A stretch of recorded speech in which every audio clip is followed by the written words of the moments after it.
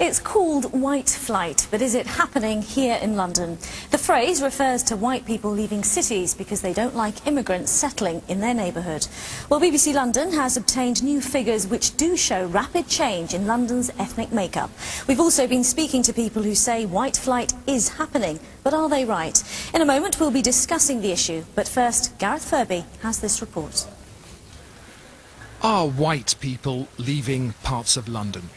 Trevor Phillips from the Equality and Human Rights Commission thinks they may be.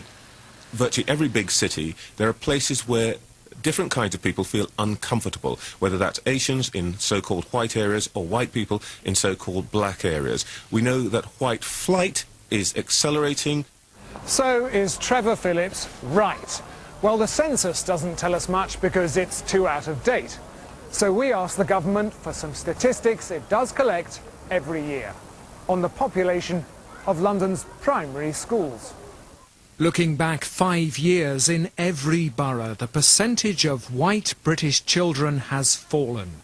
Across inner London, on average, under 22% of primary school children are white British.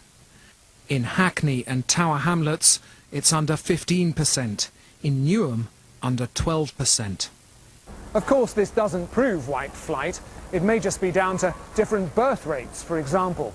But it does show change in London, and nowhere it seems may be changing faster than here. The average fall across London since 2003 is just over 6%. In Barking and Dagenham, it's almost 3 times that figure. I was 7 when the war broke out in 1939. This was soon after I got married, taken in 1953 in Malvern Drive. I was very happy. We were all very happy. But after a lifetime here, Norma, who doesn't want to give her full name, is ready to leave. Because Barking is not what Barking was. Nearly all the shops are foreign. Why can't you mix with different cultures? I do. I have mixed with different cultures. I mean, I've worked with some of these people and they've been absolutely lovely. But that doesn't mean to say I want to live cheek by jowl with them and slowly but surely find that I'm the only person left in an area where everybody else has moved away from, and that's what's going on. The Isle of Wight is where Alf Young now lives. They want to take over. It does annoy me. He's left behind a lifetime in Dagenham. The Indians, the Poles and all that all turned up, and they just took over. It wasn't Dagenham as I knew Dagenham years ago. What do you mean? Even in the football crowd, the knife's been pulled, seen it in the pub. I don't want to know. More and more children moving into the schools who cannot speak a word of English. Tony Richards is a former journalist and qualified barrister. He's staying in Barking, but wants something done. And there's so many people who are in the process of selling their houses and moving. And I know a good many people who have moved, and I'm still in touch with them. And they're white? Oh yes, they're all, yeah, white British, yes. But one expert on population movements says London has always been changing. London attracts people in and then it redistributes them within London. It redistributes them, some of them away from London. The prediction from the Greater London Authority is that by 2026, pretty much 40% of London's population will be from a black, Asian or minority ethnic group. Rapid change that will face both supporters and opponents. Gareth Furby, BBC London News. Well, joining me here is Danny Sriskandarajah from the Institute of Public Policy and Research, and also Sir Andrew Green from Migration Watch. Welcome to you both. We had some strong views and concerns there. One thing that's clear, Danny, is that the overall trend in the change of the makeup of London. Are you surprised by those figures? I'm not surprised, because there's no denying that there is a lot of population change, and what's happening across the UK is probably most acute in a place like London. But I think there are 2 very important things to note here. One is that yes, there are some people moving, and yes, there are people, like we've just heard, who are unhappy about the racial mix-up of places that they're living in, but the evidence suggests that what's really driving some of this movement is not to do with race necessarily, but to do with class and socio-economic status. That young people with families want to move out of London, older people don't like to live in crowded places and they're moving out to the home county. So I don't think it's race that's necessarily driving it.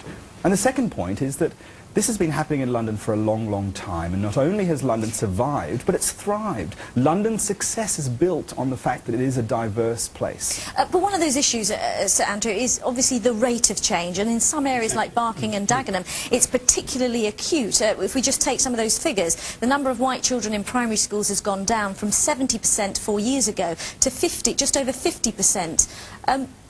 You know, we've heard that that is a natural rate of change. Should we be concerned? Well, I think that people are concerned, and I think we should be concerned. Yes, I think Trevor Phillips is right. There clearly is white flight. Migration Watch has done some work on this, and we found a close link between the number of people who leave a particular borough and the degree of ethnicity. So there's no question that there is a link. Of course, there are many reasons why... Link.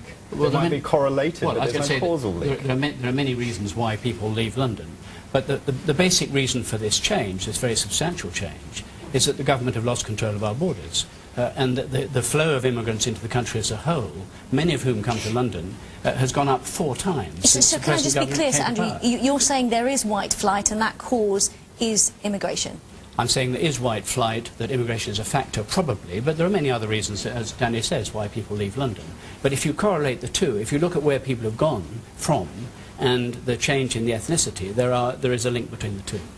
This is a very complex process, and to reduce it to something about race and calling it white flight either means you've misunderstood the complexity and the various reasons why people move, or you're trying to misrepresent it and make this about race. No, I don't think so. I mean, you have a point. It is very complex, and these numbers in particular are not terribly strong.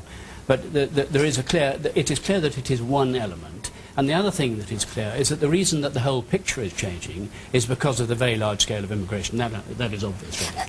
Let me just say, one of the interesting points is to distinguish, as I think you alluded to, Danny, is between race and immigration. Because one of the views that we've heard a lot, and that's shared by both the indigenous population and British people who are from different ethnic backgrounds, is that they feel has the time come now for a limit on immigration? I don't think so. I think we've just been through a period of economic boom where we've needed workers, and naturally we've had workers. But there were periods, for example, in the 1980s, when the UK and indeed London were losing large numbers of people, and we were talking and being worried about population decline. That was a long time ago. I think there's absolutely no question that the government have lost control of immigration. The public want to see it dealt with, and they're absolutely right. OK. Gentlemen, thank you both very much.